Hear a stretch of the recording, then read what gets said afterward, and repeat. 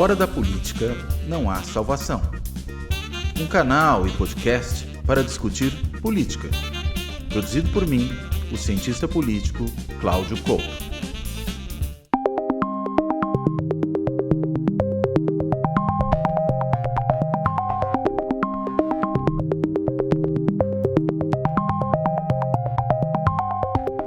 Olá! Este Fora da Política não há salvação vai tratar da relação entre as redes sociais e a política, né? Uma relação cada vez mais intensa, uma relação que nós temos visto que se torna definitiva, decisiva para uma série de questões que envolvem não só o processo eleitoral, mas o debate público de uma forma geral. Afinal de contas, muito do debate público é pautado pelo que acontece nas redes. Se reflete nas redes, mas além de se refletir nas redes, é também pautado pelo que acontece lá, né? É em boa medida influenciado por esse debate que ocorre no âmbito virtual, no mundo virtual.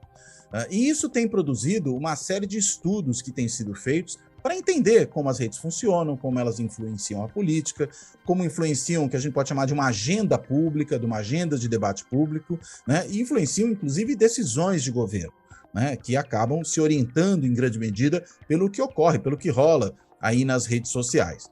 Enfim, para tentar entender isso, o contexto não só no Brasil, mas também pensar de forma mais geral, mas, claro, olhar de maneira mais atenta para o caso brasileiro, eu convidei o Pedro Bruzzi. O Pedro, ele é doutorando em Administração Pública e Governo na EAESP, na FGV EAESP, em São Paulo. Ele, além disso, ele é sócio da Arquimedes, Consultoria de Política e Redes Sociais, que é uma empresa que faz pesquisa sobre redes sociais, inclusive aí municiando uma série de atores importantes da política, do mundo da mídia, né, sobre o que ocorre lá para que a gente entenda esse processo. Só para mencionar um exemplo, é frequente a menção ao trabalho deles pela revista Piauí, no site da Piauí, no blog, no podcast do Foro de Teresina, um excelente podcast da revista Piauí, em que também sempre o Zé Roberto Toledo levanta lá os dados que a Arquimedes traz, e o Pedro é um dos responsáveis exatamente por esses dados. Inclusive, essa semana saiu um artigo dele no site da Piauí tratando exatamente desse assunto, tratando desse tema, né? Enfim, para a gente poder, então, entender melhor esse universo, é que o Pedro está aqui hoje. Eu quero agradecer a ele por essa conversa, dar as boas-vindas, né, a essa nossa discussão, a esse nosso espaço aqui, e começo perguntando, Pedro, você pode explicar um pouco para nós de que forma, né, não só no Brasil, mas num contexto mais amplo, esse mundo das redes sociais tem afetado a nossa vida política? Por favor. Bom, primeiro agradecer o convite para participar aqui do seu podcast. Eu gosto muito, acompanho, assisto também e fiquei muito lisonjeado aí com a referência. Sobre a pergunta, acho que para a gente começar a, a, a organizar as ideias, né? Acho que é importante a gente lembrar que as redes sociais por si só, elas não são tão disruptivas, né? Eu acho que existem mais dois elementos importantes aí nessa equação que tratam da conectividade. Então, tem a propagação do smartphone, eu acho que isso é fundamental. Já existia a rede social antes do smartphone? Já.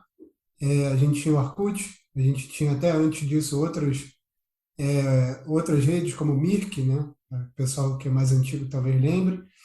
E a gente não tinha essa hiperconectividade, essa possibilidade de ter a rede social na nossa mão o tempo todo. Além disso, também a redução do custo da telefonia no Brasil é muito, muito importante, em especial a amplificação das conexões 3G, 4G, agora o 5G, elas permitem com que a rede social ocupe mais tempo do nosso dia, né? E hoje em dia, você vai no ônibus, ao invés de você estar lendo um livro, você está vendo um vídeo no YouTube. Era uma coisa impensada há 10 anos ou 5 anos atrás até, pelo custo da internet móvel, pela própria capacidade dos telefones, e hoje em dia é um outro tipo de realidade que a gente tem. Mas tem um outro componente que é que é fundamental nesse processo, que é a chamada Web 2.0, que é quando a web passa a ser colaborativa, né? Para resumir assim o conceito. Então, você você rompe com o monopólio da informação que ficava com a imprensa, sobretudo, e todos nós passamos a ser possíveis produtores de conteúdo. Pode ser o conteúdo da dancinha do TikTok, mas também pode ser um conteúdo político. E os próprios atores políticos, eles também entram nesse mesmo grupo, né, de produção de conteúdo.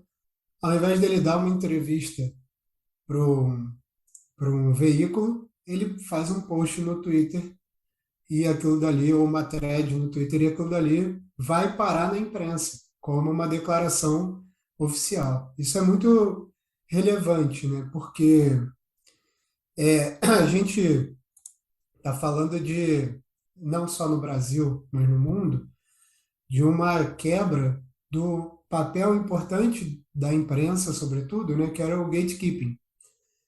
Existia um controle da narrativa que alcançava o mar aberto, né? Então, o que ia para o jornal, o que ia ser debate público, o que ia estar sendo discutido no táxi naquela época, quando você entrava no táxi, o que você ia discutir com o motorista do táxi, ou o que ia estar sendo discutido na reunião de trabalho ou no Natal, né? Que o famoso Natal de 18, que as pessoas tiveram discussões acaloradas com as suas famílias, aí virou até meme nas redes sociais, né? Mas a pauta do Natal era decidida pela imprensa, no fim, né? Pelo gatekeeping ali, que filtrava. Então a gente, eu até tenho falado bastante disso sobre essa questão. Até que ponto a estabilidade necessária para o plano real não foi garantida também pelo gatekeeping da imprensa ali, porque a gente teve momentos bastante turbulentos. Hoje a gente tem mais acesso às informações, até declarações de pessoas que participaram ali, e a gente sabe que a estabilidade necessária ali foi muito foi muito favorecida pela imprensa ali, que veiculava a notícia de uma maneira menos agressiva ou menos explícita. E, bom, ainda bem, né, conseguimos passar por esse momento. Mas hoje, o que a gente tem, não só no Brasil, mas no mundo, é essa porta aberta, né? O porteiro, né, o gatekeeping, ele não está mais ali. Se ele quiser fazer isso, ele vai se dar mal, porque vão surgir vários outros atores capazes de contar a mesma história com outra versão, ou outras histórias que o gatekeeping está tentando evitar, e ele vira o gatewatching, né? Então ele passa a ser um espectador desse, desse espetáculo. E em meio a isso, você tem uma crise financeira que afeta a imprensa diretamente, e a imprensa vai atrás de like, de click view, e aí a gente tem um cenário de instabilidade tremendo, né? A gente tem um embrião lá em junho de 2013 no Brasil, mas em outros lugares, né, Primavera Árabe e tal, e a imprensa passa a jogar o jogo da instabilidade também, né? Então, ela quer o click view, ela quer o que lacra, ela quer o like, ela quer, né, dar fazer a matéria que vai gerar o buzz nas redes. Isso aí, de alguma maneira, nos complica, né? Torna o ambiente ainda mais instável, né? E é isso que a gente tem vivido ultimamente. Pode falar, desculpa. você está Eu muito. achei muito interessante uma coisa, né? Que primeiro você mencionou que a imprensa acaba indo atrás das redes, como por exemplo, quando alguém, uma figura importante, posta algo no Twitter e aquilo entra na pauta da imprensa, né? Mas é interessante que você chamou atenção por um segundo aspecto agora, né, nessa última fala sua, que é a seguinte, Pedro, você mencionou que a imprensa começa também a ter um comportamento como veículo de comunicação parecido com o comportamento das redes sociais, ou seja, quanto mais cliques eu receber, quanto mais visualizações eu tiver, melhor para mim. É isso mesmo? Então muda a forma como a imprensa opera? Isso é um pedaço de um projeto que eu tenho de pesquisa, né? A gente está medindo esse tipo de situação, mas a gente já tem essa percepção, né? É um problema de pesquisa que já tem algumas pesquisas sobre o tema, e sim, né? A partir do momento em que a imprensa passa a ser financiada pela pelos anúncios no seu site, né? E aí eu não estou falando só da grande imprensa, mas isso também permite o surgimento de outros veículos menores de imprensa, que muitos deles até já foram condenados por fake news, como o Jornal da Cidade Online, Pleno News, por um acaso veículos alinhados ao governo, só coincidência, mas eles passam a se financiar assim, né? Com anúncios. E, e é surpreendente quando você encontra veículos como esses dois que eu citei, e tem alguns outros, Terra Brasil Notícias, Conexão Política, enfim, Portal BR7, só para dar 5 exemplos aqui, que muitas vezes eles têm na mesma uma notícia com mais interações do que Globo, Folha, Estadão sobre o mesmo tema, porque eles têm uma capacidade de circulação da notícia muito poderosa, seja por WhatsApp, Telegram ou mesmo o próprio perfil na rede, e porque eles fazem buscam a, a, uma manchete um pouco mais forte, dão um texto Audiência mais a qualquer custo, carregado. vamos dizer assim? É isso, uma audiência a qualquer custo. Tem um outro ponto muito importante sobre essa questão da pulverização, né, da quebra do monopólio ali, do controle da pauta, que muita gente fala assim, a direita, né, a direita surgiu depois da rede social, a direita domina a rede social, e a impressão que eu tenho é que esse sentimento ele já existia. Só que como existia um filtro, as pessoas não recebiam essa informação. E a partir do momento em que você quebra esse filtro, Que seria o gatekeeper. que era o gatekeeper, hoje as pessoas podem receber a informação. Então, as pessoas já eram de direita, as pessoas já tinham essa percepção, vamos dizer, até a discussão do politicamente correto, isso não vinha, não alcançava o público. E quando você tem essa quebra, você permite que esse tipo de conteúdo emerja e alcance a parte da população, né? Que vai se identificar ali. E aí eu estou falando não é só de produção de conteúdo de imprensa, estou falando de conteúdo de políticos também. Então, Hum. o Bolsonaro passa a verbalizar.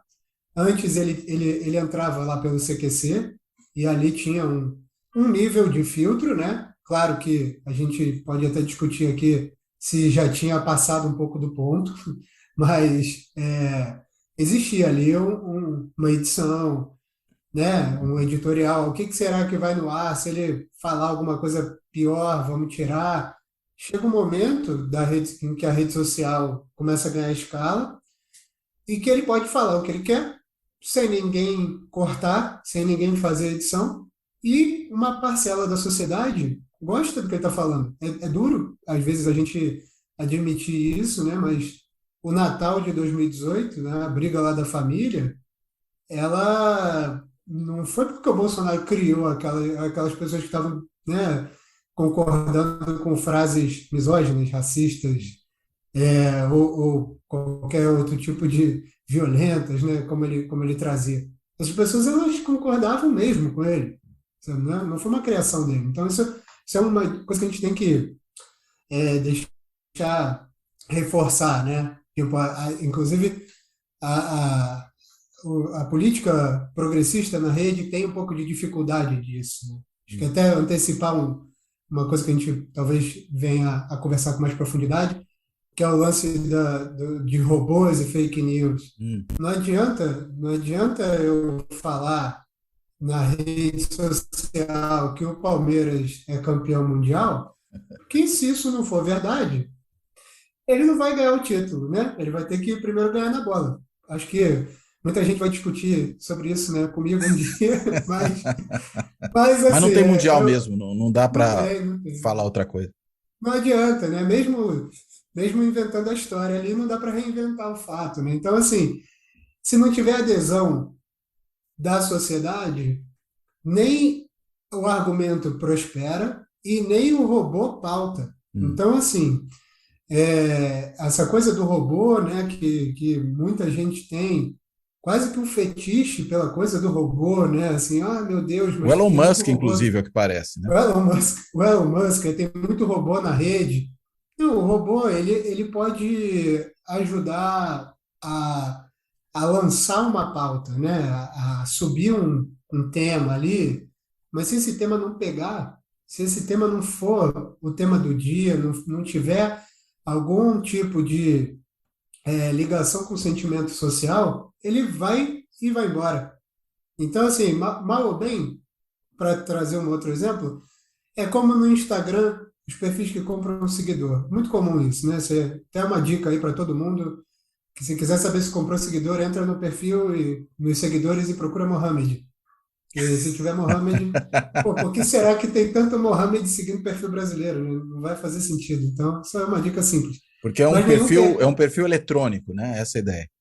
porque a pessoa compra seguidor para poder ter legitimidade, né? Para poder ter uma conta que tem 10 mil, 15 mil seguidores. E aí, quando ela produzir conteúdo, aí sim, a pessoa que vai ser impactada pelo conteúdo que ela está produzindo vai olhar para aquele conteúdo e falar: olha, 15 mil pessoas estão interessadas nesse conteúdo, então deve ter coisa boa aqui. Eu vou Hum. ficar para ver o que esse perfil tem a me oferecer.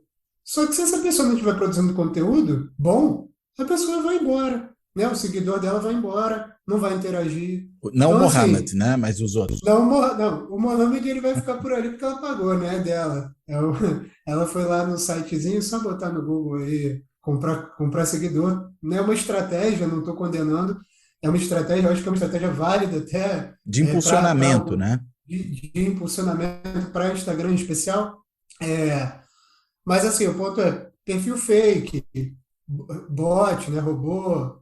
Se a pauta que está sendo trazida não tem adesão ao que a pessoa, ao que o interlocutor humano acredita e quer, isso vai passar e vai ficar esquecido. E a pessoa só vai ter gastado dinheiro ali investindo na rede, sem trazer nenhum grande impacto, né? Tanto para o seu perfil como para uma pauta política. Então, se eu quiser fazer uma manifestação sobre algum tema, alguma política pública, eu posso criar um buzz, investir uma grana, vamos dizer, eu quero combater, eu quero propor um projeto de lei que desobriga a não sei, que desobriga Uso de cadeirinha é, para ótimo, criança. uso de cadeirinha para criança. Aí Tem eu um vou cara lá. que até gosta dessa ideia. É um ótimo exemplo, até porque é Uhum, bem ultraliberal, né? exato. Bem ultraliberal, esquema Texas, né? Que não precisa usar nem capacete na moto. Eu diria que é É, pré-robesiano. é isso. É, eu posso subir uma hashtag, investir dinheiro ali em perfil fake para criar todo um buzz. Se isso não for a pauta da sociedade, se isso não for uma demanda social, isso vai passar e a única coisa que eu vou poder dizer é que eu testei e que a sociedade não quis. Então, assim, a sociedade não quer. O tempo também é importante, tá? Isso é uma outra coisa. Eu posso fazer isso no dia que a Anitta declara voto para o Lula, ou no dia do assassinato do Marcelo Arruda, e o meu tema passar despercebido, né? Porque tem tanta coisa no dia na rede que eu vou estar disputando pauta e o meu tema passou. Isso é um erro muito comum de atores políticos, inclusive. Tentar pautar, tentar subir um assunto num dia que está muito turbulento. Se você e aí você fica com a informação de que a rede não tem interesse, de que a sociedade não está disposta àquele assunto, quando na verdade o que aconteceu foi só um timing errado. Como que a gente descobre o time certo? Monitorando todo dia, não Hum. dá para prever, é Porque senão imprevisível. as pessoas têm muita distração, né, nesse dia. E aí Isso. não vão olhar o seu assunto se ele é menos, vamos dizer, atraente, não pensando em termos valorativos, mas simplesmente do efeito que tem, do que o tema que você tentou pautar, né? Tentou subir. Perfeito. E tem uma sazonalidade no debate público na rede social. Fim de semana, o volume de publicações despenca. Os dias que tem mais interações e publicações são primeiro, terça e quarta, aí Hum. depois segunda e quinta, e aí, por fim, sexta, sábado e domingo são dias que tem menos interações. Então, se você quer tentar lançar alguma coisa, fazer alguma coisa, isso, especialmente sobre política, o ideal é que você dialogue com o dia que, né, fale com o dia que tá, que as pessoas estão na rede, né? Então, segunda, terça e quarta, de preferência, são bons dias para tentar falar, postar mais e tal. Claro que para toda regra vai ter exceção, vai depender da estratégia. De repente você não quer que o assunto cresça, você só quer É. deixar o seu postzinho ali para marcar sua posição. Fica registrado o Mas que eu enfim, falei, tem né? isso. Então talvez o ideal seja postar sábado de madrugada para ninguém ver, né? Mas acho que é isso. Assim, a rede social ela traz para tentar resumir a pergunta, a resposta à pergunta, a rede social, ela abre as portas para essa direita e extrema direita, e ela também muda a maneira como a imprensa e a política, vamos dizer, a política institucional se comportam. Hum. Eu me lembro que o Rodrigo Maia, quando começou 2019 na Câmara, presidente da Câmara, ele tinha 40 mil seguidores, 50 mil seguidores no Twitter. E ele terminou a gestão dele como presidente da Câmara com alguma coisa tipo 800 mil seguidores. E era muito curioso ver o processo dele, Ele porque cresce, então. ele cresceu pra caramba e ele passa a pautar a imprensa também ali. Então, 7h30 da manhã, 8 horas da manhã, ele fazia um tweet, isso ia parar no Antagonista, que é um veículo mais ágil, digamos assim, de uma crítica que ele está fazendo ao presidente, e aí depois ia parar no Globo, ia parar online, né, na Folha, online. Então, assim, ao invés dele pegar e dar uma entrevista, ele, que estava num cargo institucional muito relevante, né, presidente da Câmara dos Deputados, ele usa a rede social. E agora o Arthur Lira fez a mesma coisa, né, com a Petrobras. Então ele foi para o Twitter, ao invés dele pegar o microfone, ele vai lá no Twitter, faz uma thread, ameaçando o presidente da Petrobras, falando que era um absurdo, coisa e tal, e criando ali um fato relevante ali, porque ele vira uma pessoa muito grande, né? Então, assim, a política, ela muda a maneira como ela se comporta também. Hum. Tá sendo muito, muito rico, assim, o momento que a gente está vivendo é um momento de mudança e para as pesquisas estão sendo bem ricas, assim. Aliás, uma coisa interessante, você, em todos esses casos aí que você falou dos agentes políticos importantes que usam a rede social, você mencionou o Twitter, né? Quando a gente compara o Twitter com as outras redes, com o Facebook, com o Instagram, enfim, inclusive, sei lá, com o YouTube, né? Você até colocou o YouTube como uma rede aí, eu até queria que você explicasse um pouquinho melhor se o YouTube é rede mesmo ou não, já que eu não sei exatamente como é que a interação ocorre em comparação, né, com as outras, por que dá para a gente pensar no YouTube como rede, mas no Twitter particularmente, por que o Twitter parece ser não, né? Pelo jeito é a rede social dos formadores de opinião, né? Por que ele tem essa capacidade mais do que as outras redes? Bom, o Twitter em especial, cada rede tem uma característica. O Twitter ele tem uma audiência qualificada. Ainda que ele tenha crescido muito de número de usuários, sobretudo durante a pandemia, ele tem uma trajetória de audiência qualificada. Então, lá é a espécie de ágora, né? Lá da Grécia, né? Então, é onde os debates acontecem.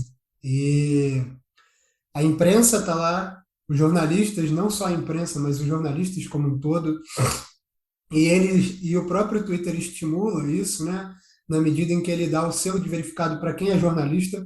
Então, você é jornalista, você pode aplicar para pedir o selo de verificado e apresentar lá suas credenciais de jornalista, né? Teu matéria que você está assinando, alguma coisa assim, e ele valida lá o teu verificado ou não. Mas isso só reforça o ponto, né? O Twitter, ele valoriza a audiência qualificada. Os políticos também estão lá, é, e, as pessoas interessadas em política também estão lá, mas o Twitter não é só política. A gente já fez alguns estudos e aí pela Arquimedes, né? E no geral, assim, de um dia, o Twitter costuma ter em torno de 20 milhões de publicações em português num dia, entre 20 e 25 milhões. Época de BBB tem mais, BBB é um fato muito relevante nas redes, e cerca de 15% é política. Então, não muito mais do que isso. 10% dependendo do dia. Ontem, Flamengo e Atlético na Copa do Brasil, aí política fica menor, porque cresce muito o futebol, né? Os dois principais temas de grandes temas do Twitter são entretenimento. Então é a fofoca, quem está namorando quem vai para novela, vai sair da novela, essas coisas, seriado. Esse é o principal. E ele dialoga muito com o futebol também, que é o segundo tema. E o terceiro, aí sim, pode ser política, né? Mas esses temas, eles de alguma maneira também estão disputando espaço, né? Então todo mundo está disputando espaço. Então, no dia que tem alguma coisa muito relevante de futebol, sobra menos espaço para política, sobra menos espaço para entretenimento. Quando tem um fato muito grande na política, às vezes esse assunto extrapola e entra no entretenimento, por exemplo, quando a Anitta vai lá e declara apoio para o Lula. É isso Isso que eu ia entra no. Você leu meus pensamentos, eu ia te perguntar, né? A Anitta apoiando o Lula, é entretenimento, é política, os dois, como é que funciona? Ele se sobrepõe e quando a gente vai medir, a gente vê isso, né, nos grafos, inclusive, quando você tem um grupo de. Você tem aqui um grafo, né, assim, um nó, melhor desse lado. Você tem um nó, e aí você tem os nós conectados com outros nós. E de repente você tem um grupo aqui, ó, que fica flutuando. Quando vocês verem isso num grafo, são perfis que não estão dialogando com aquele debate, que estão ligados só ao perfil que fez a publicação lá.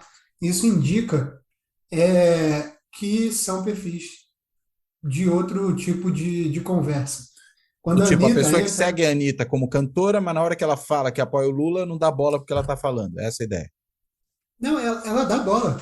Ah, Ela dá entra bola. ali, ela dá bola assim. Ela vai lá e vai repercutir aquilo, mesmo, só que ela não vai falar com os outros perfis que estão falando de política, que estão falando disso. Então, vai ter um grande agrupamento lá falando vamos dizer, com nomes como o próprio Lula, ou eu, você, e pessoas que estão discutindo política na rede, que vão falar, e aí, pô, vocês viram ali, alguém vai postar, nossa, a Anitta agitando as redes hoje, e quem vai interagir com a gente, né, quem vai formar nossa rede ali, somos nós mesmos. né? Então a gente vai estar falando para perfis que têm interesse em política.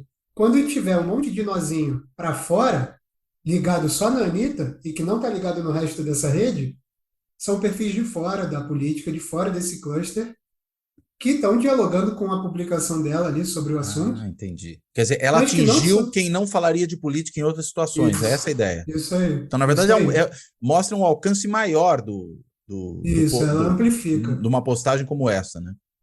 Ela amplifica o alcance, e não só ela, né? Outros casos.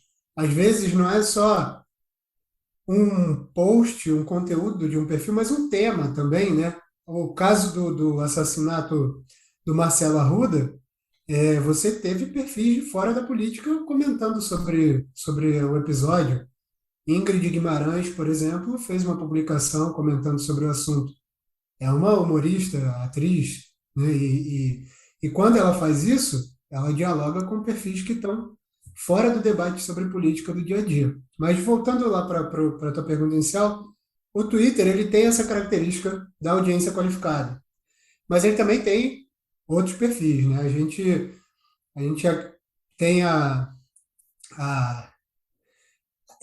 natural que a gente acredite que a nossa timeline, né, represente o universo, mas não é, né? Quando a gente mede, a gente vê que tem muita coisa ali maior, né?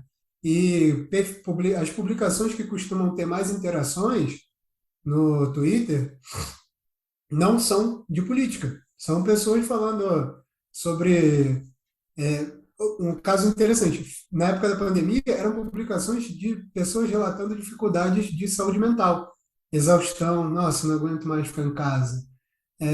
Pô, muita coisa de meme, né? O brasileiro faz muita piada, então, muito meme. Mas essa coisa da saúde mental me chamou muita atenção. O pessoal falando que estava triste, que estava depressivo. Aí, agora, nesse ano, muita gente reclamando de falta de dinheiro.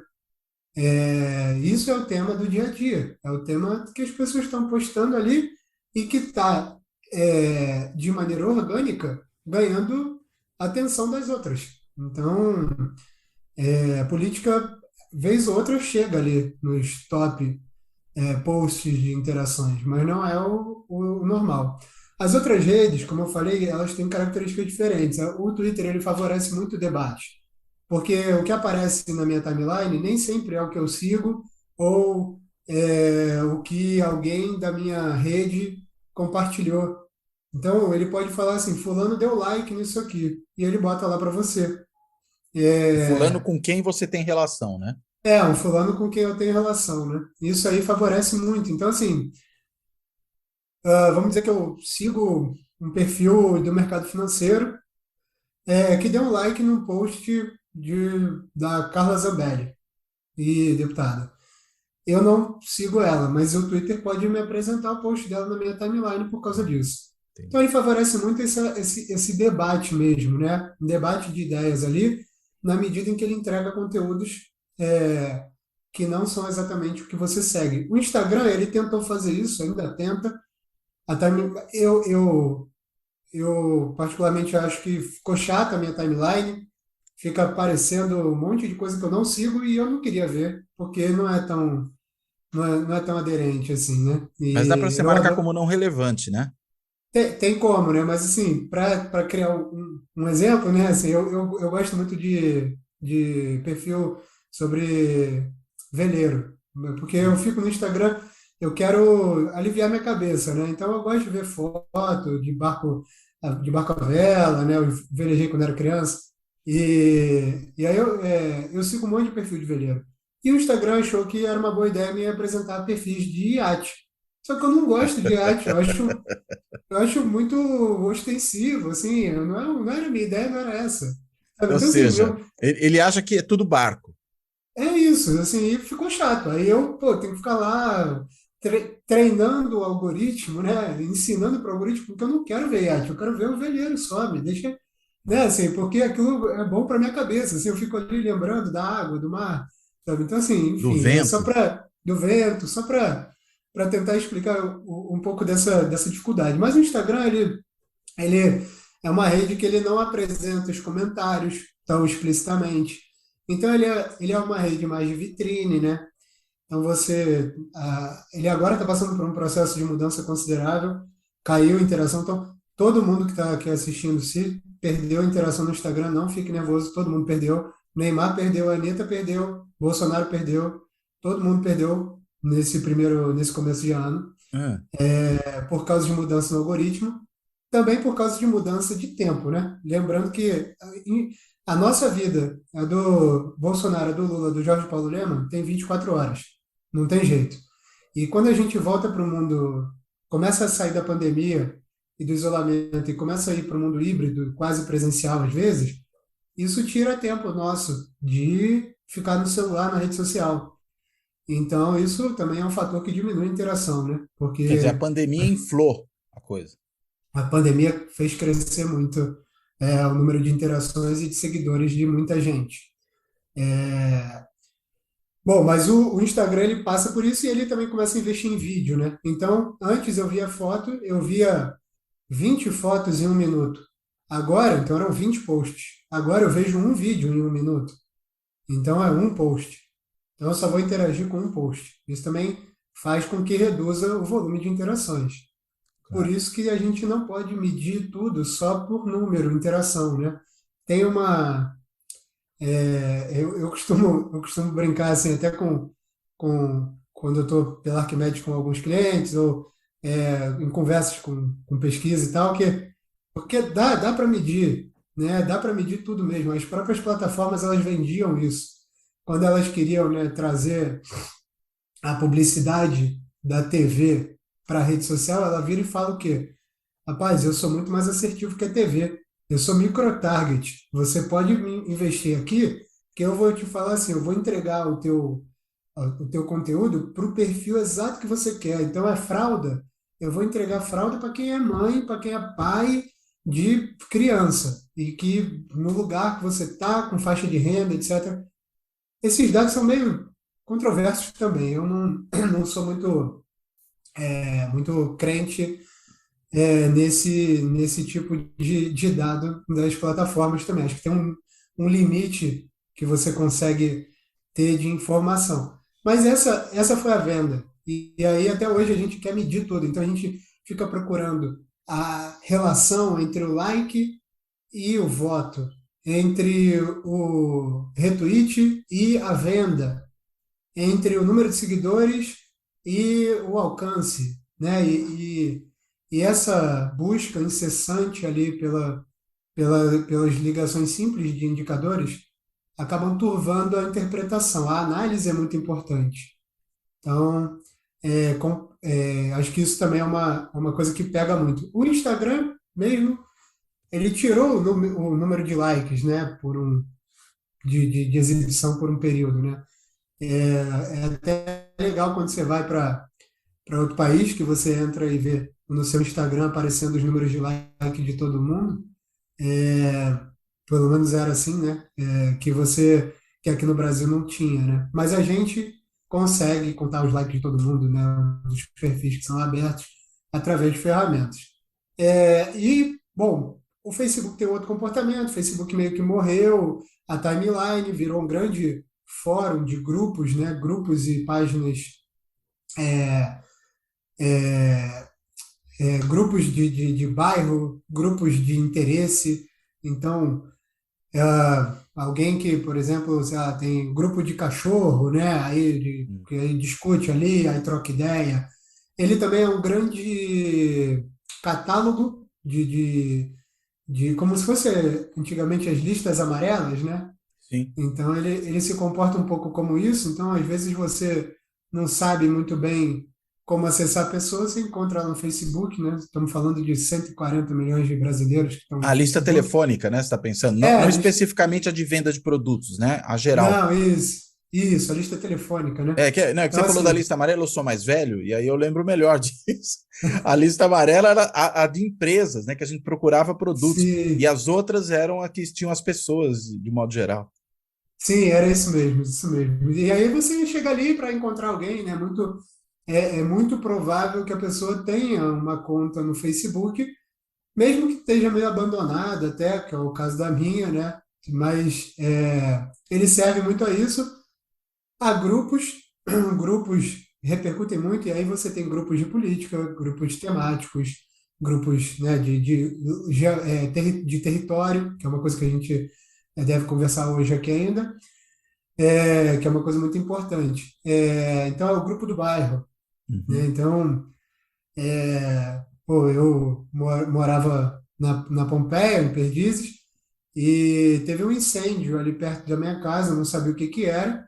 Eu fui no grupo do bairro para ver o que que tinha acontecido. E ali tinha alguém contando, né? Tipo, porque da minha janela não dava para ver Da direito. minha dava esse mesmo incêndio, porque eu também moro nesse bairro.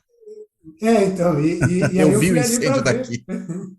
E eu fui ali para ver o que estava acontecendo, né? Porque eu estava vendo de lado e estava ali a informação e tal, e também muita indicação de serviço, né?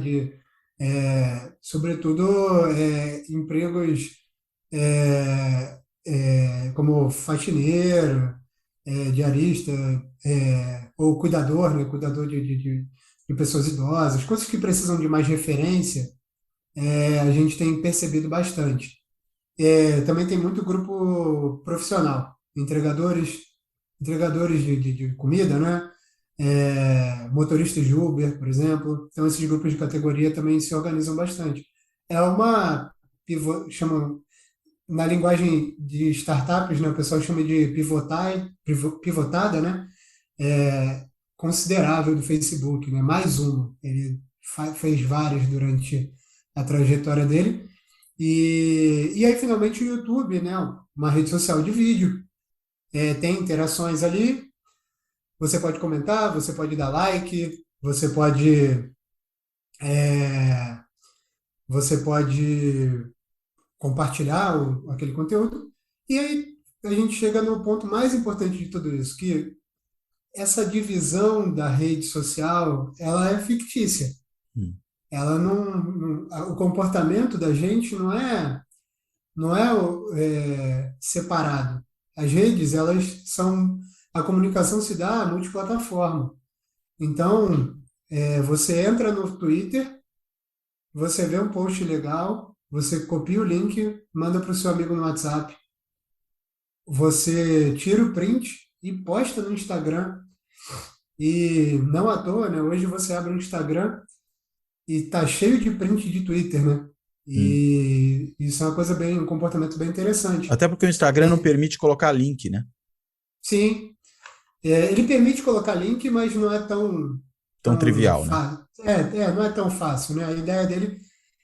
A ideia de nenhuma rede é que você saia dela, né? Nenhuma Sim. plataforma quer que você saia dela. Então, o próprio Twitter, o Facebook, eles vão te favorecer qualquer tipo de ação que te leve para fora da plataforma.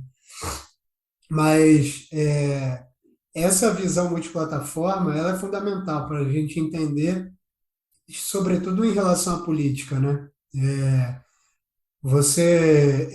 A gente entra, né? Tem muito grupo de bolsonarista e petista de debate sobre política no WhatsApp, que a gente monitora qualitativamente, eventualmente já fizemos trabalhos quanti também.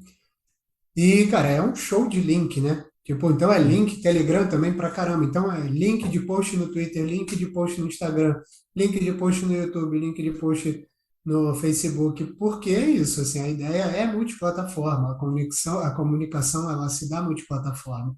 Essa até vi uma pesquisa do A Cara da Democracia, né? Que saiu, se não me engano, foi hoje ou ontem. Sim. Lembrando que a gente está Até, gravando isso aqui no dia 14 de perdão, julho, uma Perdão pela quinta-feira. referência pela referência de tempo aí que Isso. prejudica, mas que saiu dia 13 ou 14 no Globo, uma pergunta sobre por onde você consome política, né? Hum. Quais redes sociais você usa para consumir política? E o Facebook é o primeiro e o Twitter lá pequenininho. Eu, particularmente, responderia Twitter, mas eu acredito que possivelmente minha mãe não responderia Twitter, apesar dela ter Twitter, porque ela vai consumir muito mais no Instagram. Só que ela está Uhum. consumindo um conteúdo que foi gerado no Twitter. Entendi. Então, assim, é muito complicado essa pergunta. Até eu nem não sei, não tenho detalhes sobre o questionário em si, mas eu proporia, primeiro, uma pergunta de resposta múltipla, porque eu, por exemplo, colocaria que eu consumo política no Twitter, no Instagram e no YouTube e no WhatsApp. Eu não consumo no Facebook porque eu não tenho o hábito de entrar no meu dia a dia. Mas seria interessante uma pergunta com resposta múltipla nesse caso, de cara. E, e com essa ressalva de que, às vezes, o conteúdo que é consumido no Instagram ou no WhatsApp, ele foi gerado no Twitter ou no YouTube, por exemplo.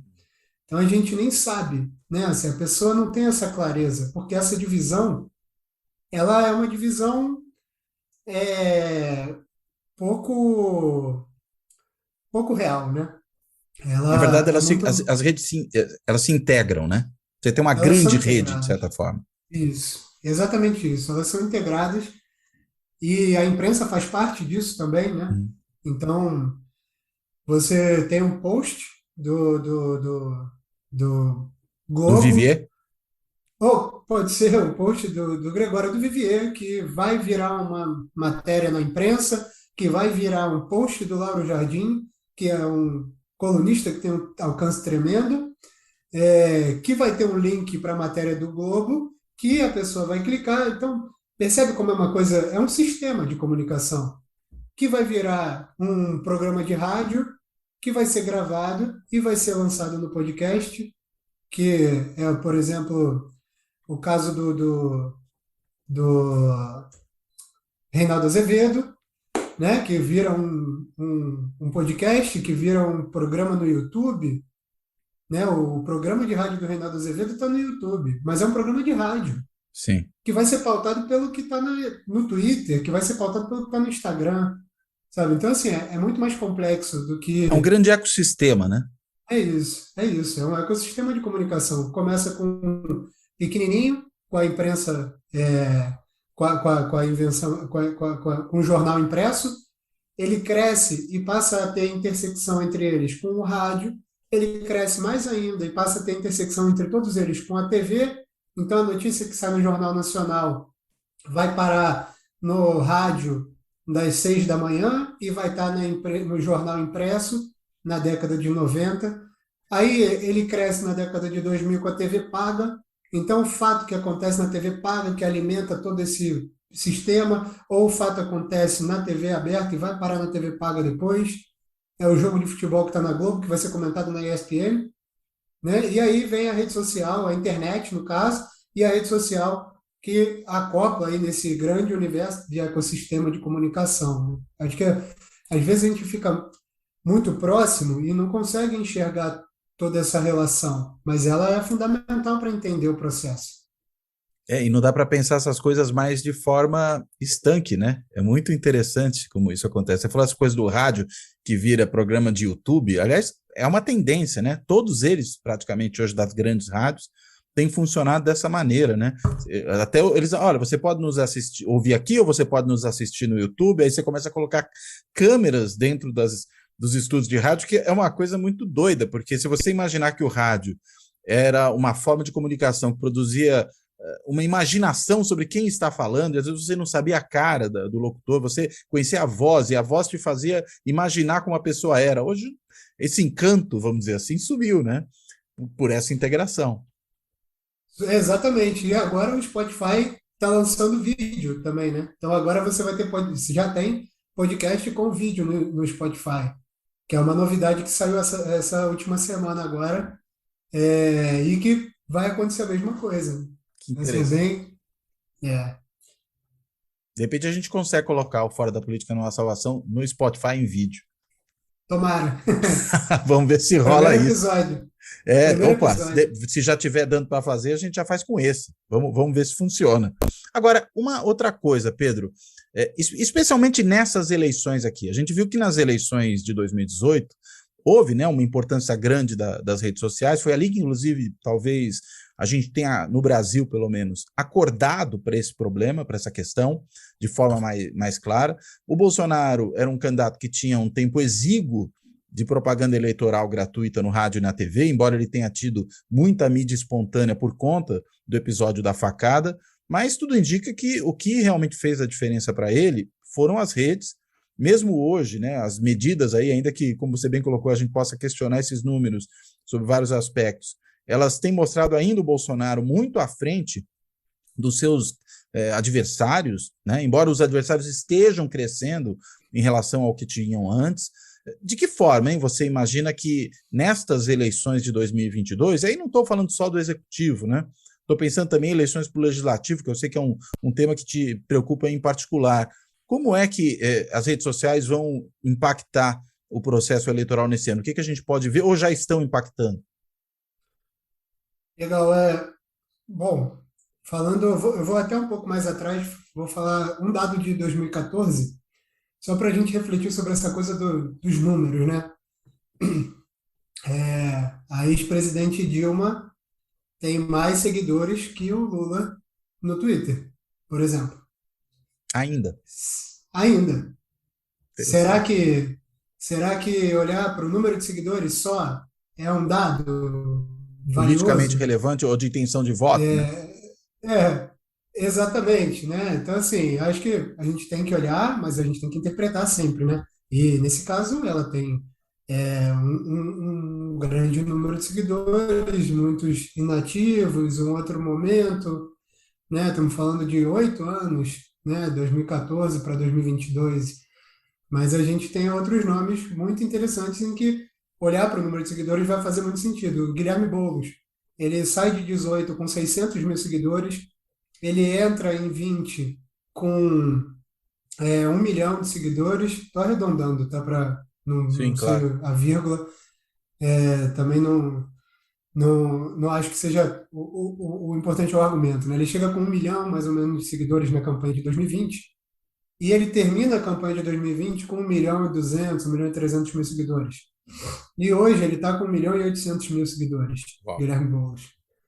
E ele então ele está numa trajetória de crescimento com seguidores novos, né? Então, assim, ele ganhou mais de 1 milhão de seguidores nesse período, e enquanto isso, a ex-presidente Dilma está com o perfil dela meio parado, meio morto ali, né? Tipo, então, assim, acho que isso, por exemplo, variação de seguidores é um dado relevante, mas também tem um limite para esse dado, né? Porque chega uma hora que você está no teto do público que você alcança, sabe? Do público interessado. Bolsonaro tem, sei lá, 8 milhões de seguidores, e ele tem um crescimento menos acelerado do que o crescimento do Lula, por exemplo, porque o Lula tá num processo de se apresentar na rede social, né? Isso tudo que eu falei são dados de Twitter, tá? Claro. Mas enfim, isso só para a gente refletir aqui sobre essa ditadura dos dados, né? Então, Uhum, uhum. ou essa Os dados precisam ser simplificação, interpretados, é isso que você está dizendo, né? é isso, Não ou dá para essa tomar pelo valor de simplificação. face.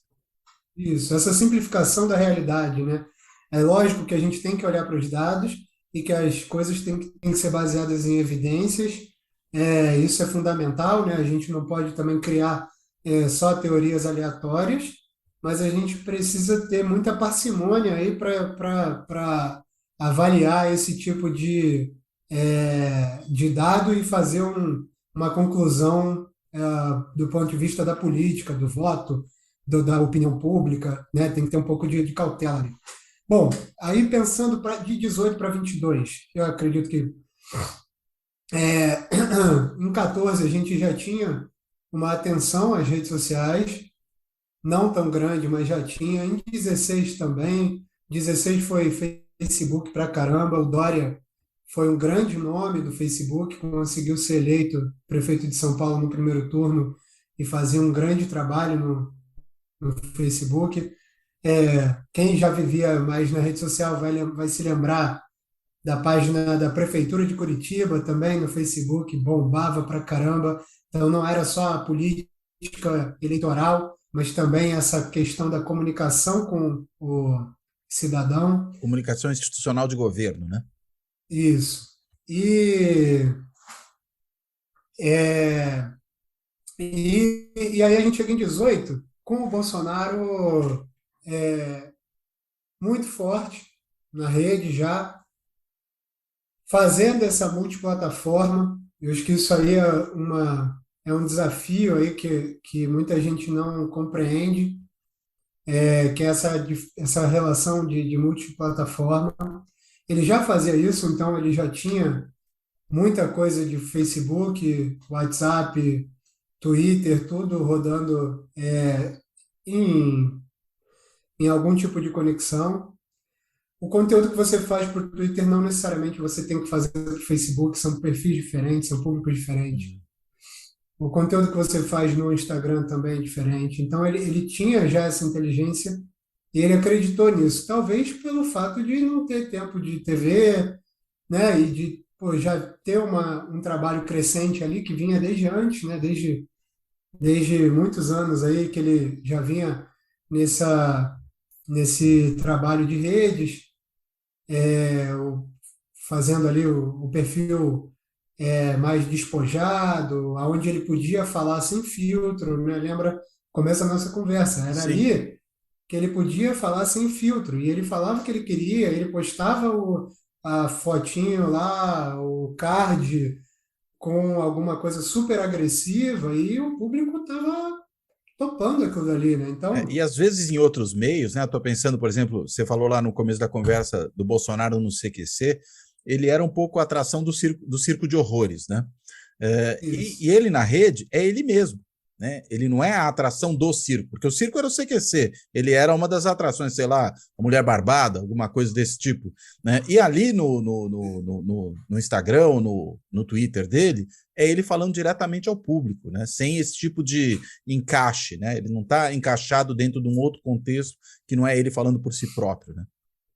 É isso. E nessa época, a, a esquerda, ou vamos dizer a política tradicional, para não cair na armadilha de ser todo mundo esquerda, né? A política tradicional ela estava dialogando com o sistema de comunicação tradicional. Então era a capa da Veja, era o editorial do Estadão, era a notícia que estava na Folha, no Globo, era a coluna dos jornalistas. Então era esse tipo de relação, né? Que a campanha do Alckmin estava olhando, que a própria campanha do Haddad estava preocupada. E eles não estavam enxergando ali como que a coisa se dava, como que a coisa estava acontecendo, e esse conceito multiplataforma e a autenticidade, né? A rede social, ela também cobra muito a autenticidade. Você não consegue ser um personagem eterno, Hum. sabe? Isso como o conteúdo é dia a dia ali, Desgasta, né? você vai acabar virando um pouco, aparecendo um pouco mais de quem você realmente é. E quem está no esforço de não ser quem de fato é pego no pulo em alguma hora. Então, Hum. assim, se não for por si próprio, vai ser pelos outros.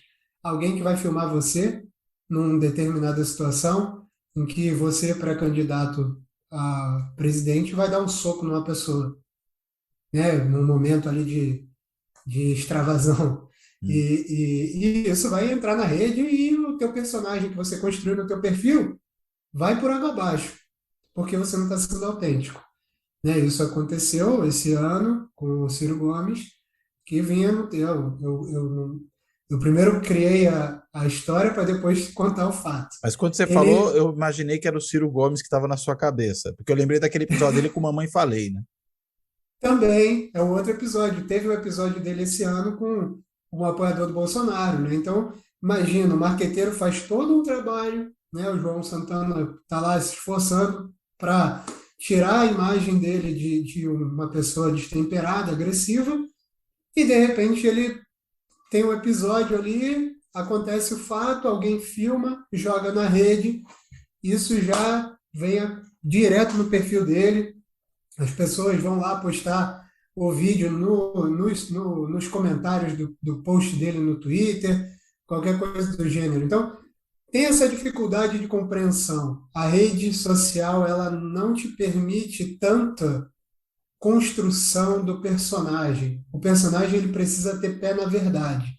E acho que o Bolsonaro ele entrega isso. né, de 18, né, ele é isso aí, né? Então, o que que ele falava no debate? Eu vou mudar isso aí. Qual era o plano de governo dele? Eu vou mudar isso aí, o quê? Qualquer coisa. Eu vou mudar. Por quê? Porque ele era um antissistema, Uhum. né? Era o que ele estava entregando ali em 18. E, enquanto isso, o restante da política ainda estava tentando criar o personagem, né? Fazer programa de TV, botar o político no meio da população, comendo pastel de feira, essas coisas, sabe? Isso Ele já era tem digital, os outros ainda estavam no analógico, se né? esgota. E aí a gente vem para 22, né? E a gente aprendeu muito, né? Todo mundo aprendeu muito. As redes mudam muito rápido, né? A pandemia fez com que crescesse muito o número de perfis nas plataformas e houve muita comunicação. Eu lembro muito bem, assim, o Arquimedes nasceu para a eleição de 18. A gente trabalhou monitorando a eleição de 18. E aí, passada a eleição de 18, eu falei, cara, o que que eu vou fazer da vida agora? E aí o Bolsonaro vem e faz o discurso lá de vencedor dele, e ele fala, eu vou governar pelas redes sociais. Tipo, ele usa praticamente essa frase. Ele fala assim, eu vou me comunicar direto com a população, como o Trump vinha fazendo. E ele ainda cita, curiosamente, alguns perfis, né, que ele orienta. Assim, ó, se você quer saber o que está acontecendo, você pode procurar o Nando Moura e sei lá mais quem. Não dá 6 meses, o Nando Moura rompeu com ele. O Nando Moura é um youtuber de direita, rompeu com ele, virou opositor dele, é um cara grande no YouTube. É muito curioso, né? Ele sugere, né? Ele recomenda o perfil do cara e depois o cara rompe com ele. Mas ele dá esse lead aí, que é a maneira dele destravar o gatekeeping. Esse é o ponto. Então, assim, eu não vou. Percebe o poder disso? Eu não vou ficar tutelado pelos grandes veículos de imprensa. Eu vou falar o que eu quero falar. E a minha narrativa, a minha versão. E ele faz isso, né? Ele faz isso várias vezes.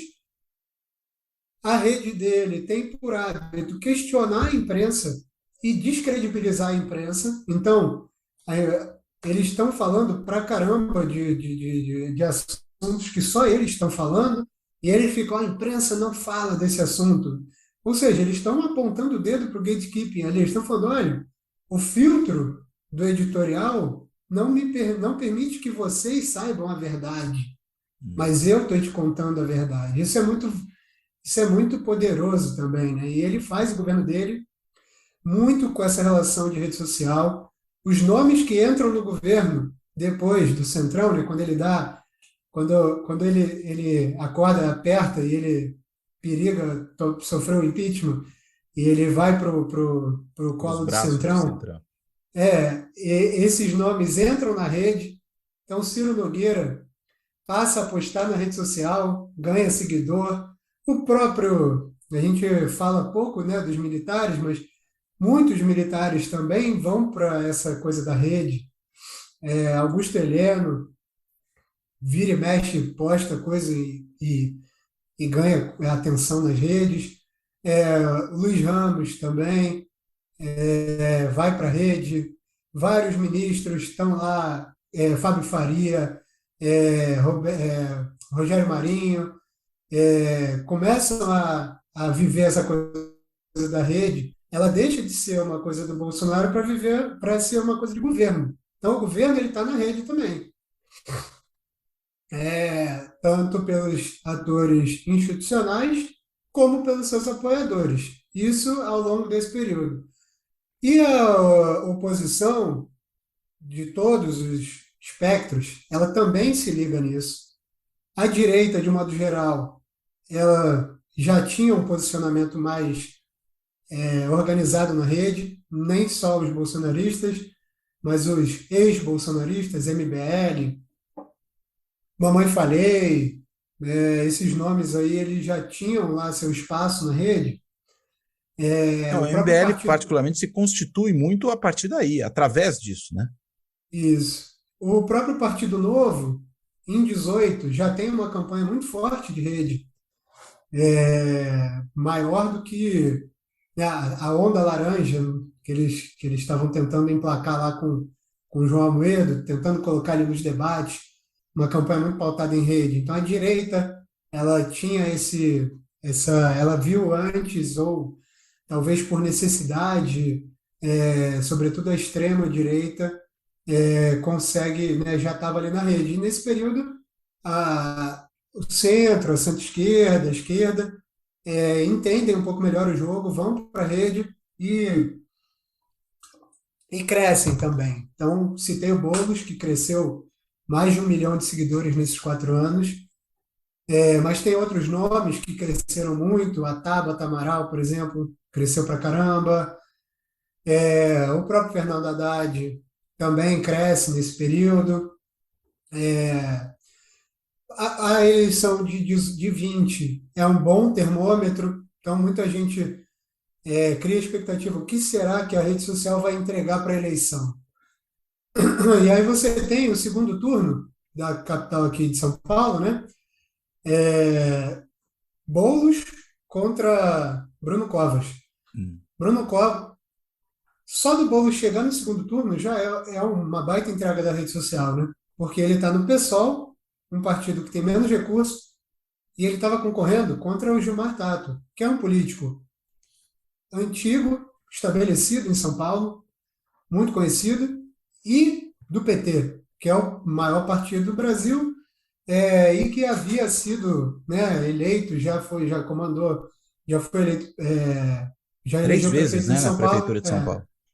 já elegeu prefeitos em São Paulo algumas vezes, 3 vezes. Então, e o Boulos vai para o segundo turno, deixa o Gilmar Tato lá na rabeira, com toda a máquina do partido.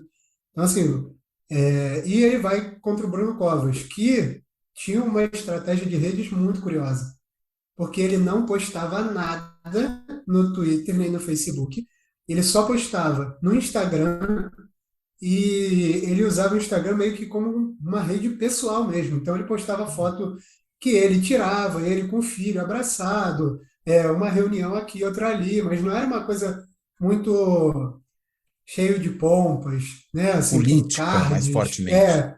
com cards e conteúdos ali, né? Tratados, né? E aí, durante o Bruno Covas, né? Durante a campanha, eles fazem o trabalho de redes, investem em redes, Facebook e tal, e, e aí, pô, a política se impõe, né? Porque a rede é mais um recurso eleitoral, né? Na teoria política, a gente, né, tem a teoria sobre recursos eleitorais que você tem dinheiro, tempo de TV, estrutura partidária, se é incumbente ou não. Pô, o Bruno Covas era tudo isso. Ele tinha um partido maior, ele tinha mais dinheiro, ele tinha mais tempo de TV, ele era incumbente, pô, ele tinha todos os recursos a favor dele. O que que o Boulos tinha? O Boulos tinha a rede social. Era o grande recurso dele. E levou ele para o segundo turno, conseguiu 40% de voto, não é irrelevante. Deu um calor, né? Conseguiu uma vaquinha, conseguiu fazer uma vaquinha, que é a maior vaquinha, né, maior arrecadação coletiva de campanha até agora, é a do Boulos de 20. Uma coisa também muito surpreendente, porque aqui nos Estados Unidos ele tem costume de fazer doação, né? Mas aqui a gente não tem ainda esse costume.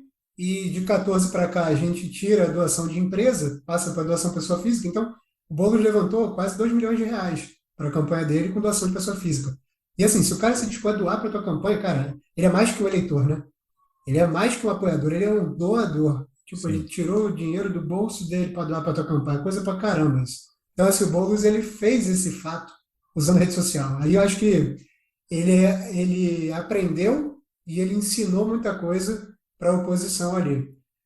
Ele seguiu nesse trabalho, todos eles seguiram nesse trabalho, e acredito que para esse ano a gente vai ter um grande componente da rede social nas eleições. Em especial, é uma outra coisa que a gente não falou, é o tempo de campanha. Nesse período, encurtou-se o tempo de campanha, uma lástima. Fico triste com isso, porque eu acho que reduz o tempo de contato com a democracia para muita gente, né? Acho que De a debate, campanha né? não deveria ser 45. Não deveria ser 45 dias, deveria ser 6 meses, se fosse possível, né? Para a gente falar mais de política com pessoas que não são interessadas o tempo todo como a gente. Mas, enfim, a rede social ela permite que você faça a campanha full time, digamos assim, né? Você consegue manter a tua campanha em dia ali.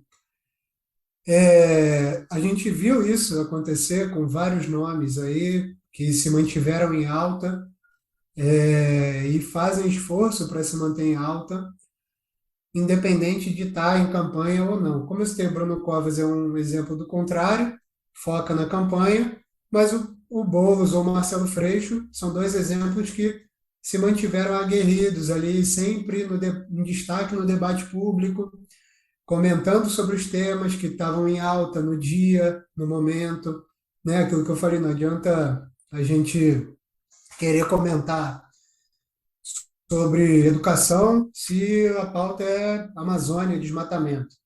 Se a gente for por esse caminho, a gente vai falar sozinho, vai falar para poucos. E eles fizeram esse trabalho ao longo desse período e eles chegaram com um tamanho relevante nas redes aí para essa campanha.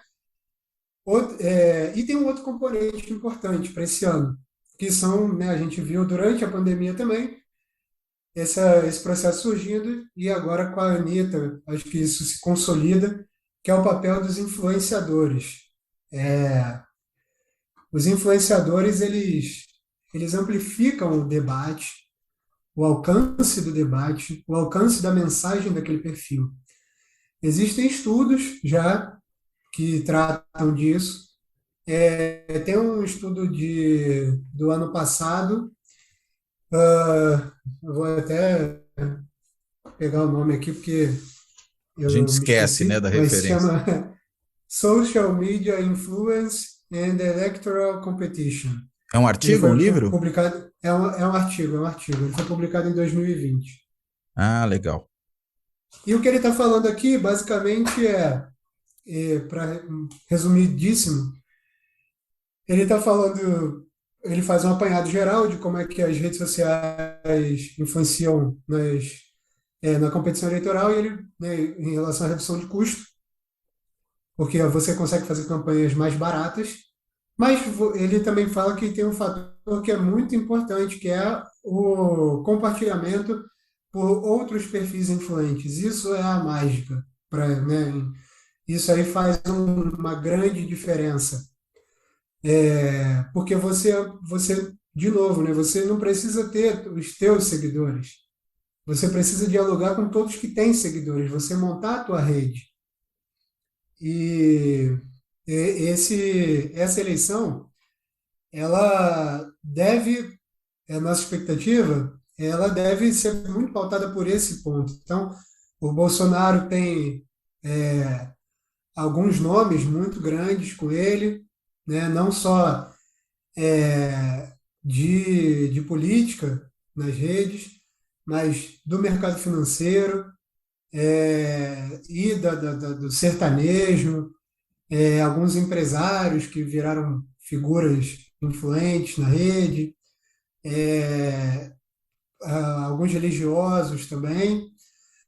O Lula tem esses nomes também muito grandes, como a Anitta, Felipe Neto já fez acenos ao Lula, outros nomes, doutora Deolane, que muita gente talvez não conheça, mas que é uma influenciadora que tem uns 20 milhões de seguidores, Nossa, quem postou é? uma foto. Doutora Deolane? Doutora Deolane, ela postou uma foto com o Lula um tempo atrás, aí deu uma repercussão. Ela é muito grande no Instagram, tem uns 20 milhões de seguidores. Ela é viúva de um MC que caiu da janela, Hum, o Kevin. O caso do Kevin foi mais famoso, a gente viu sim. mais. Ela é viúva dele e ela é muito grande, então ela tá com o Lula. Então, assim, Ludmilla, que é Uhum. cantora também, tá com o Lula. Então, essa cena pop, né, ela tende a pesar bastante nessa eleição também, né? Os valores que essas pessoas compartilham com o seu público. Então, é, ela não precisa pedir voto para o Lula diretamente, mas ela está ali todo dia falando que o Bolsonaro está queimando a Amazônia, que o Bolsonaro é isso, que o Bolsonaro é aquilo. O público dela está consumindo aquela informação que às vezes não ia chegar nele, né? Então, isso é muito importante para essa eleição, vai ser muito relevante. Aliás, os Bom, sertanejos usam e as redes sociais dessa mesma maneira? não, eles usam de outra maneira, mas é uma maneira é, curiosa, que é bem esse ponto que eu estava citando dos valores. Então, ele vai postar a foto dele andando na picape, na Dodge Ram gigantesca, com bandeira do Brasil, né? Ele vai estar bebendo cachaça na bota, né? Uma coisa bem do interior ali, humilde, ao mesmo tempo megalomaníaca ali, gigante, né? Aquela casa do Gustavo Lima, que parece um templo grego, né? Uma coisa, não sei se vocês já viram, a Sim, casa é um pô, negócio, é, assim, parece uma loja muito da Havan, até suntuosa. eu diria. Parece uma loja da Van também. E eles vão postar essa coisa da cultura, mas que é a cultura que está ligada ao bolsonarismo, que é essa cultura é, do indivíduo livre de fazer besteira e pedir desculpa e, sabe, uma coisa menos vigilante, né? Eu acho Uhum. que isso é um ponto importante para esse ano. O debate ele percebe-se um certo esgotamento dessa vigilância do politicamente correto, né? Da, da, da, da militância como, né, de um modo geral, assim, por parte da população. Então, assim, esse perfil do sertanejo, ele faz um pouco desse esforço, assim, né? De, pô, eu faço besteira e eu vou pedir desculpa e vamos comigo, sabe? E amanhã tá tudo bem, né? Como todos nós, sabe? Somos gente como a gente, né? E enquanto que os perfis um pouco mais progressistas, eles costumam ser mais cuidadosos, cobrar um pouco mais, pô, a palavra que você usou, você não deveria. E isso gera também, dialoga com os candidatos, né? O É. Bolsonaro, que, deixa eu falar o que eu quiser, esse povo aí da esquerda, pô, não entende o que eu falo e quer o pronome neutro, e etc. E do outro Politicamente lado, correto, né?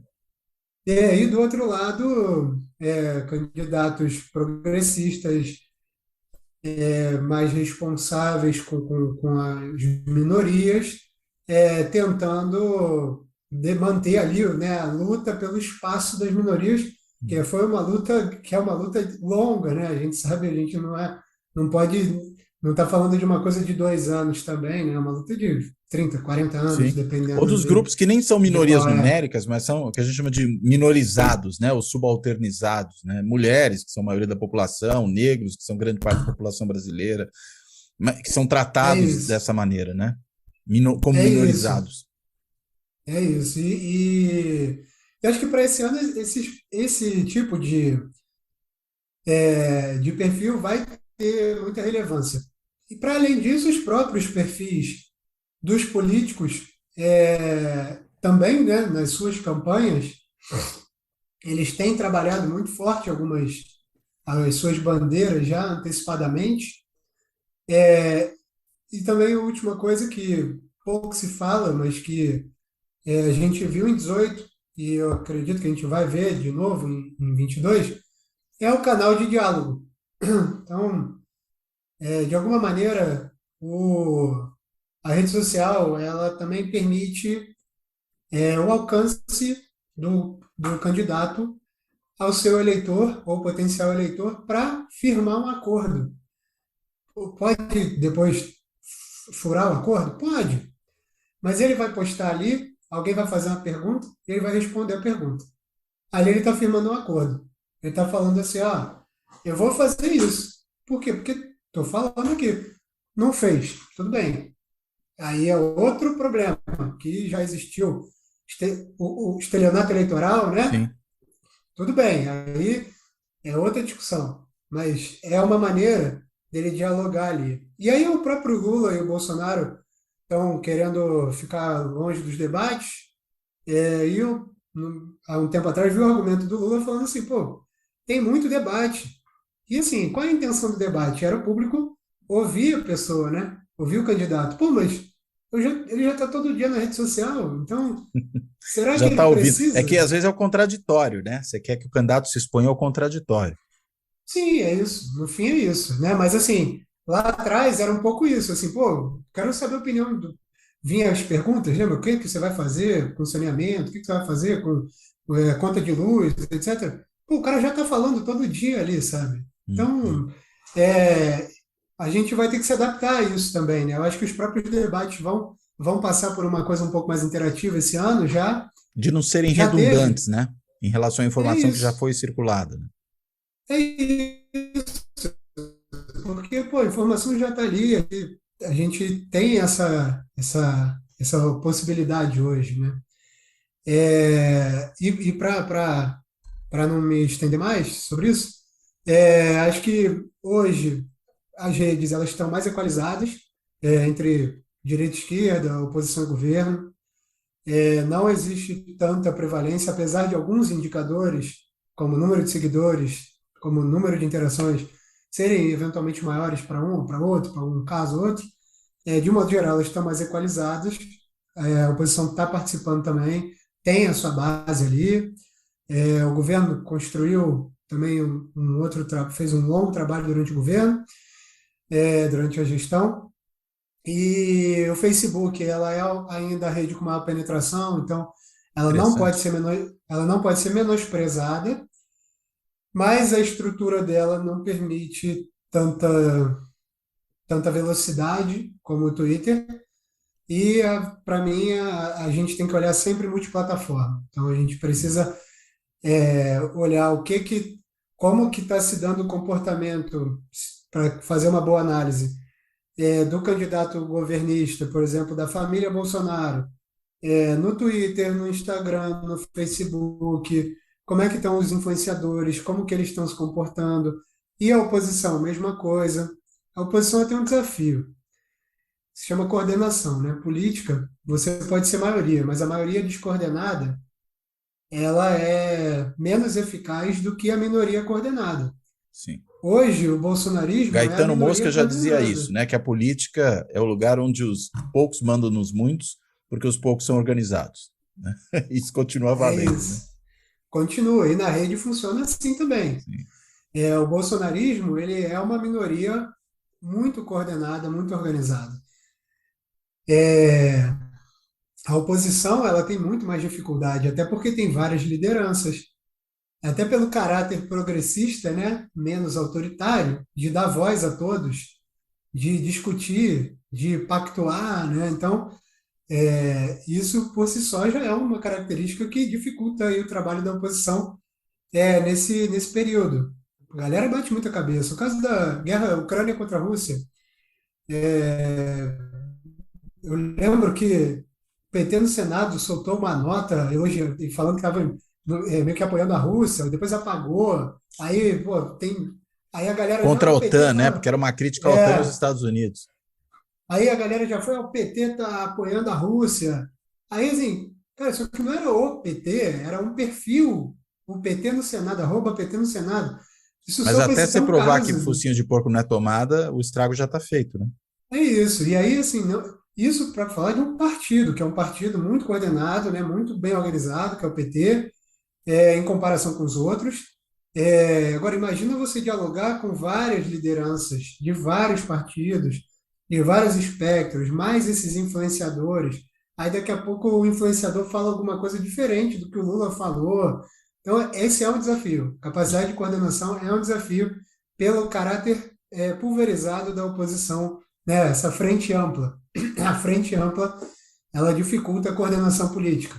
O bolsonarismo, ele é muito habilidoso em definir argumentos, em definir pautas e argumentos. Então, quando você vai ver, todos eles estão falando a mesma coisa, né? Assim, presumo eu, que tenha um grupo lá de WhatsApp, em que a galera faz a reunião de editorial aí, o gatekeeping deles, né? Então fala assim, galera, a gente vai falar isso aqui, ó. A gente vai falar que hoje, essa semana, a gente vai falar que o PT tá ligado com o PCC e vai ficar repercutindo essa história do Marcos Valério aí, ponto. Não vamos cair em casca de banana do outro lado, não vamos falar de vacina, de Covid, não vamos falar de MEC, corrupção no MEC, nada disso. A gente só vai falar desse negócio. Cara, você vai ver o que os caras estão falando, você entra no perfil desses influenciadores, eles estão falando a mesma coisa, o mesmo argumento, igualzinho, é impressionante. Quer dizer, todo Muda mundo as palavras, combinado, né? mas o argumento é igual. Isso aí, a gente E tem tem alguns efeito artigos multiplicador, publicados. né? Tem o efeito multiplicador, com certeza. A gente tem vários artigos lá na Piauí, né, sobre episódios em que a gente evidencia isso, né, o mesmo argumento dos bolsonaristas, né? Agora, com esse caso do Marcelo Arruda, por exemplo, eles gostam muito de jogar na confusão, né, para descredibilizar o interlocutor e o veículo, né? Então, eles começam a levantar dúvidas. Então, assim, será que o cara tirou do nada? Mas será que não teve um motivo? Mas, pô, como assim? Essa história está mal contada. Começaram com isso, agora já estão falando uma outra versão, de que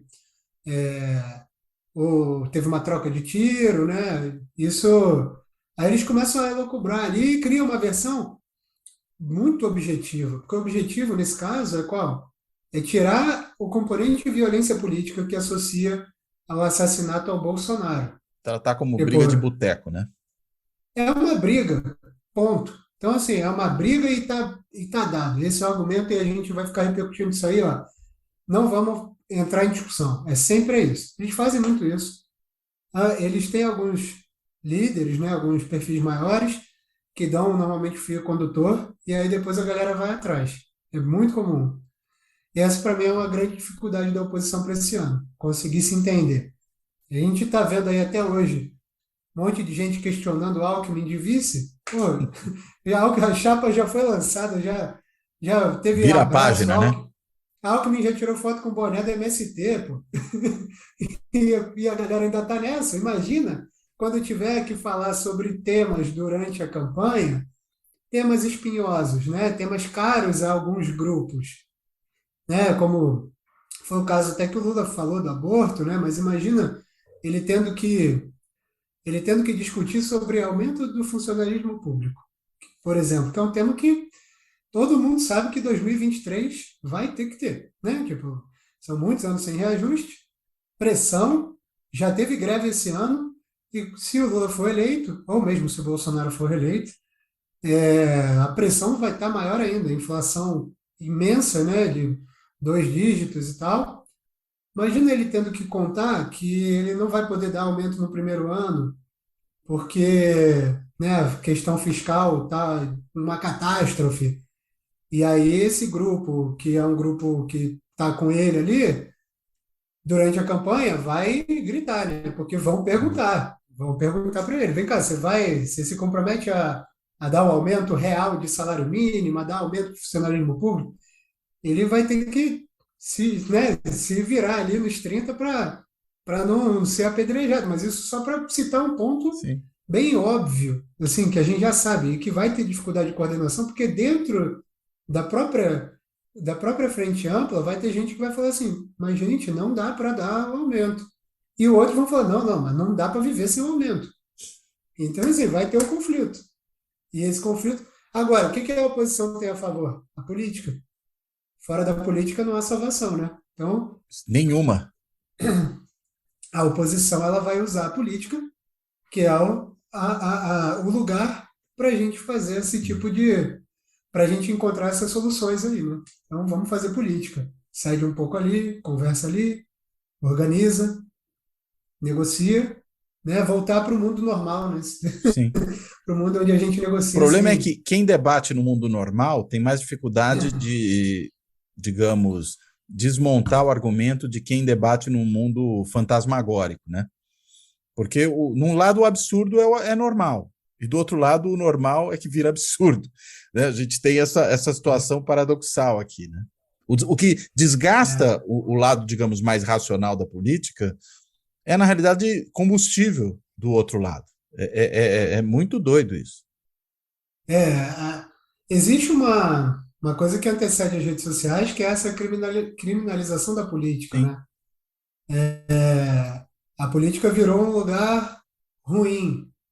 E até acho que é uma excelente contribuição do seu podcast, a gente discutir sobre política com um nível de profundidade maior, mas também sem a tecnicidade sim, da academia puramente, né? Sem estar só com os artigos ali com teoria pesada, né?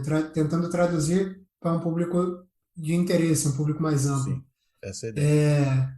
A gente é um desafio para as pessoas entenderem que até estar fora da política é uma opção política, né? Então, assim, é uma coisa paradoxal.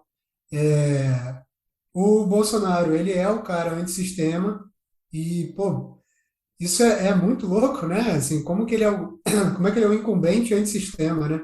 Tipo, ele é o sistema e ele é o antissistema, né? Assim, é uma coisa complicada. Mas até essa PEC kamikaze aí, se ele precisar, ele joga na conta do Congresso. Porque é uma PEC, ele não tem Ele nada a nem ver com poderia isso. vetar, né? Ele não pode vetar e ele não tem nada a ver com isso, foi uma PEC. Então, assim, o sistema que fez isso, não fui Sim. eu. Mas acho que ele Assim, vai reivindicar, né? Porque ele vai dizer que os benefícios foi ele que sim, deu, né? Nesse caso, eu acho que ele não vai querer jogar no colo do Congresso, não. não. Não, lógico que ele vai chamar para si, né? Sim, Não tenho dúvida. Mas se ele precisar, né, ele tem todo esse artifício que ele faz muito bem, né? Ele sim. vira e mexe, eu lembro até na época que ele estava tendo uns atritos com o Rodrigo Maia, que ele falava assim, não, o Congresso que vai resolver, isso aí não é comigo, porque eu sou a favor da autonomia, né? A tal da suposta autonomia dos três poderes, né? Que ele acha, né, na visão antissistêmica dele, que os poderes, eles são tão independentes que eles não se falam, né? Tipo, São é estanques, uma, né? E é uma forma é, dele se desresponsabilizar, né? total, total. E dele falar assim, olha o sistema é o Congresso, é o Legislativo e é o STF, é o Sim, Judiciário, que estão em guerra comigo. Eu sou o antissistema, então. sim. Então, assim, foi uma estratégia interessante, mas a gente tem esse desafio de trazer as pessoas de volta para a política, para o interesse na política, né? Não é fácil. A vida pública é cara, né? A gente toma muita pedrada. Eu mesmo já tomei uns ataques aí de rede social que fiquei assustado às vezes, né? Assim, você pô, né? Passa ali uns momentos de apuros, mas é a nossa responsabilidade dentro da sociedade também, né? A gente admiro quem consegue ignorar essa responsabilidade, mas eu não consigo. Me motivo muito a estar na vida pública. Assim, gosto muito, sempre gostei. Fui representante de turma, fui vice-presidente de diretor acadêmico, sempre me envolvi com política no sentido não da política institucional, mas no sentido de discutir, de querer fazer as coisas melhores. Fui trabalhar com o governo, com a administração pública para ter impacto na sociedade, né? Gosto muito de ver o meu trabalho, né? O meu esforço melhorando a vida das pessoas, de muita gente. Então, eu admiro quem consegue ser feliz vendendo sabonete, não é o meu caso. Mas, assim, eu não desmereço de modo algum, inclusive porque eu compro Mas não é o sabonete, que te então realiza, né? é isso. Eu compro sabonete, eu compro escova de dente, então eu valorizo também, mas não é o que me realiza. Mas acho que a gente pode, a rede social ela até permite isso, né? Mostrar para as pessoas um pouco mais sobre política.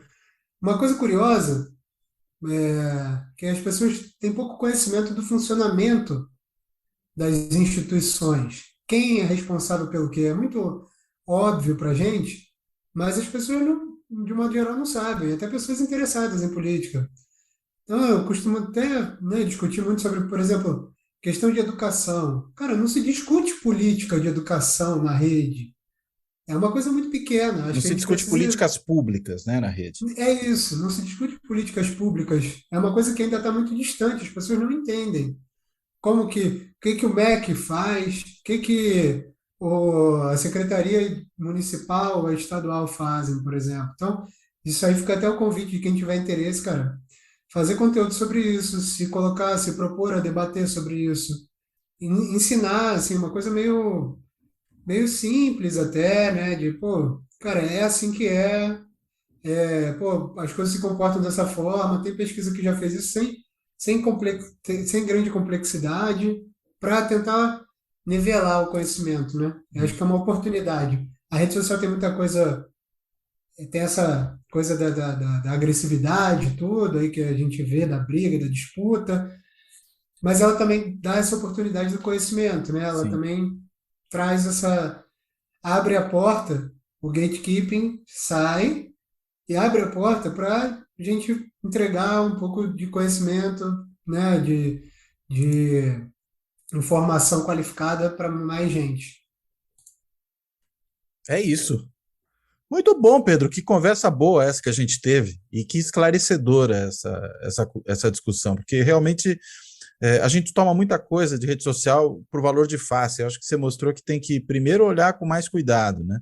E acho que deu para entender muito bem o impacto, né, que esse negócio tem na vida política. Inclusive é interessante quando você falou que o Bolsonaro não tinha tempo de TV, não tinha muitos recursos, começou a apelar para a rede como uma alternativa, mas talvez até o que tivesse sido num certo momento uma fragilidade virou uma força, né? Porque a alternativa virou a força do momento, né? Ele entrou antes dos outros porque os outros estavam acomodados na velha situação, né? E ele precisou buscar uma nova.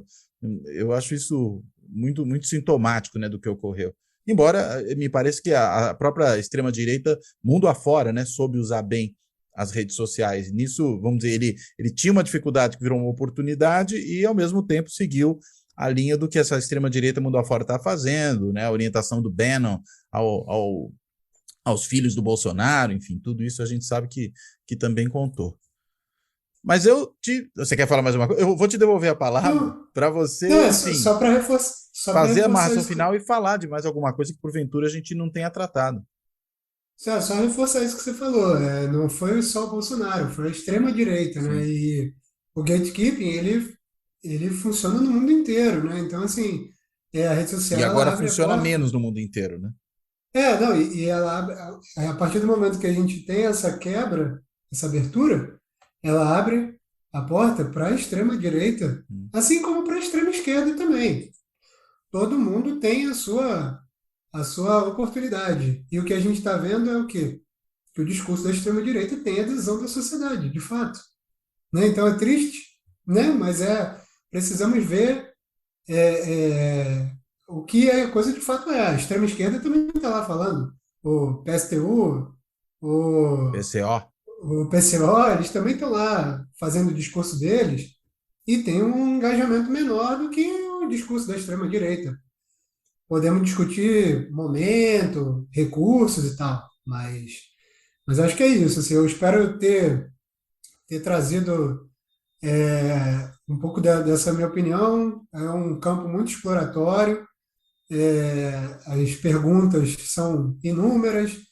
Como, como a rede social influencia em voto, para executivo, para legislativo, como ela influencia a agenda, né, de discussão, governabilidade, prestação de contas, quais são os atributos que realmente fazem algum tipo de impacto, né? Quais indicadores, ou se tem que botar dinheiro, se não tem que botar dinheiro, estratégias de campanha. A gente tem muita coisa aí, né? Os influenciadores, né? Como que eles dialogam com a política. A gente tem muito campo ainda para descobrir, para estudar. Ainda há pouquíssima teoria na área. A gente pega emprestado da teoria da ciência política, teoria da comunicação, alguma coisa de teoria na parte de computação também, né, para entender melhor o comportamento dos algoritmos e tal. Mas eu acho que aí tem a questão de fake news, desinformação, responsabilização, quem é responsável pelo quê. Enfim, daria para a gente fazer um, uma série de podcasts aqui discutindo todos esses temas. É, mas eu, pô, fiquei muito feliz pela oportunidade e foi um prazerzão aqui, até formular alguns pensamentos para poder expor aqui para vocês e conversar contigo, Cláudio. Foi muito bom. Muito bom, obrigadíssimo, Pedro. Bem, quero então encerrar aqui agradecendo ao Pedro por essa excelente conversa, por tanto esclarecimento sobre o funcionamento desse mundo virtual, desse mundo das redes, né? E me despedir agradecendo também a todas aquelas pessoas que acompanham o podcast, ouvindo nas várias plataformas, são mais de 20 plataformas em que está o podcast, que assistem no canal do YouTube, né? Que acompanham também o blog do Fora da Política Não Há Salvação na Carta Capital, sempre tem lá um texto novo sendo publicado. E claro, né, agradecer ainda, mais especialmente ainda, aquelas pessoas que têm contribuído para o canal, seja sendo membro do clube dos canais do YouTube, seja virando um assinante simbólico lá no benfeitoria.com, ou às vezes até fazendo Pix, né, para a gente aqui no canal. Todas as formas são bem-vindas e têm ajudado bastante nesse trabalho. Então, de tudo isso, eu termino por aqui e me despeço. Até a próxima.